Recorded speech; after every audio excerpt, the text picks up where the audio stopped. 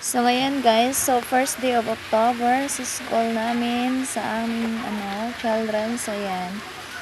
Ayan guys. So, medyo madaming from the typhoon. So, ang bilis talaga tumubo ng mga sagbot. So, ayan. Ang dami ng mga sagbot dyan sa paligid namin. Kaya guys, lilinisin ko siya. Wala naman akong dalang guna. Ayan yung school ng anak ko. Ayan, dito ako ngayon sa school. So, yun. Wala akong dalang guna. So, ayan. Ang gagawin ko dyan ay bubunutin ko lang yung mga damo.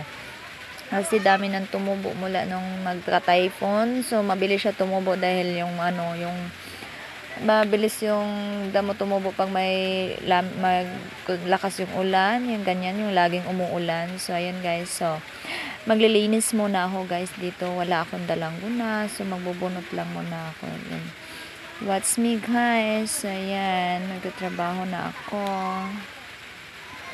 So, ayan guys. Thank you so much for watching guys. Ayan. Samahan nyo ako dito magbubunot. Ayan. Ayan yung mga damo na bubunutin ko. So, ayan. Ganyan lang yung gagawin ko yan. Kasi wala naman akong dalang pang guna. Pang pang bunglay. Yung ganyan.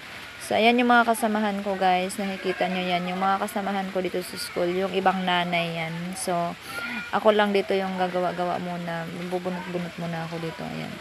Yan yung mga damo bubunutin ko. So, ayan. Ilalapag ko lang dyan yung cellphone ko. Kasi, mahirap nga mag-video na maghawak pa. So, ayan guys. So, ayan yung ginagawa ko guys. Para mawala man, mabawasan man lang ng mga damo. So, ayan guys.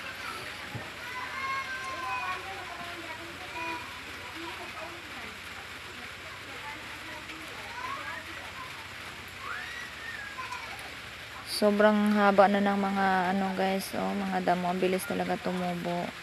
Yung anak ko doon pa sa loob ng school. Nagkaklase pa sila. So, dito lang ako sa labas naglilinis. Ayan.